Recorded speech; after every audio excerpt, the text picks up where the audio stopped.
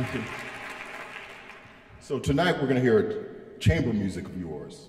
So talk about your partner here. How did you guys meet? Take us back to the genesis of this relationship. We began working together on a work called The Book of Longing, which was based on poetry of Leonard Cohen, and some songs of Leonard Cohen. And I put together an ensemble, and Tim became there were a number of soloists, and Tim was one of them. And I began writing solo pieces for the people in the ensemble, and then after that, he had the idea of maybe doing, did you suggest the partita? Well, I think I finally cornered you after a show. Yeah, and I said that was consented. So I said, a partita, we decided it would be 7 movements right away, so I wrote 3 movements kind of like to start it. And he played that for about 6 months, and then I finally did the rest of it. This is the most recent piece on the program. I think it's only about a year old. Now, I'd imagine that you get lots of folks who come to you asking you to write music. Why did you elect to write for Tim Fain? He is such a good player.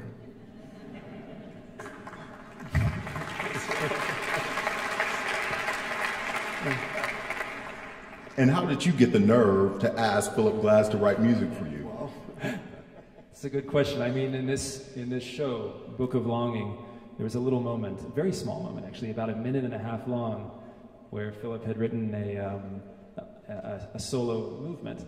And every time I played it, I just would think to myself, this is amazing. I had no idea Philip was writing music for solo strings like this. And so I was really excited about it, and maybe Phil got a little bit of that from me. Yeah, well, I know when I listen to Philip's music, it takes me to a place, and I'm wondering about you. You know, maybe you loved his music, his writing for strings, but I'm wondering about this partita in particular. Where does it take you as a player? Well, I did grow up on Philip's music, Einstein on the Beach in particular, watching the documentary when I was a kid. And this partita in particular, I think this piece really digs deep. It's a very profound piece, very sorrowful, very exultant. You know, it really goes from one extreme to the other in a way that Philip is really the master of creating these moods and these vibes. And I think he's taken it to a whole new level, actually, with this piece. I'm so happy about the way it turned out, the partita. Talk about some of the challenges in playing his music, Tim. Oh, challenges? Well, I mean, everywhere you turn, really. I mean, in this piece, it's, what is it, 32 minutes long. I have to warn you, it's 32 minutes long. Now you know. But he's memorized it, and part of it is navigating that 32 minutes. Well, it's quite a piece for sure. I think you'll hear elements of Philip's style in it. I think he's really just putting these building blocks together in different ways. These hallmarks of his style. You might hear the cascading arpeggios or the heartbeat motif, and if I may be so bold to give them names, but you'll hear those in this piece, but I think transformed into something that tells quite a passionate, beautiful story. Now, what about the creative process? I mean, we hear stories about, you know, composers working with violinists, the violinists making suggestions about that the very writing. much happens with this.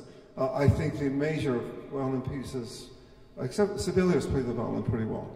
He played his own concerto, but most composers do not play the violin the way the soloists do. And there's a very big, there's a period when pieces being learned where Tim had all kinds of interesting ideas about the octaves and the phrasing, and I was, of course, very open to it. Having worked a lot, I'm always happy to have someone help me.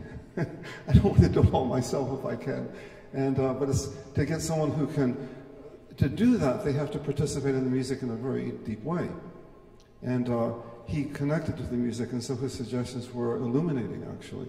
And it's all tied together now. When I go back and look at the original score, yes, it is the original score, but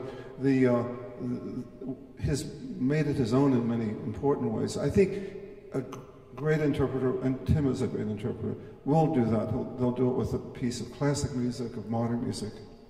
It's the creative contribution of an interpreter is something that has to be discovered. It's a wonderful thing. What do you know, Philip Glass, about music or about writing music or listening to music now that, let's say, you didn't know 10 or 15 years ago? Well, I don't know enough yet. That's the trouble, Terrance. I don't. I know more than I used to know, but I'm often when I'm in the middle of a piece, and that was true for the Partita. I sketched out the 7 movements. I knew what it was going to go, but I had no idea how it would go. And at a certain point, the piece led me. The music led me through it, and when that happens, that's when the real music happens. But it's very hard to talk about it because. You've really, at that point, gone beyond what you know into the things that you are discovering. In a way, we talk about improvised music that way. It happens in composition, too. It's not just the improvisers who discover things, but in composing, you can stumble on whole areas. It's the same. It's a very similar thing when I listen to improvised jazz and modern jazz or singers. And I'm hearing that I hear that creative impulse. It's a very similar thing to composition. When words end, the music begins. So I'll turn it over to you guys. Thank you. Philip Glass and Tim Fain.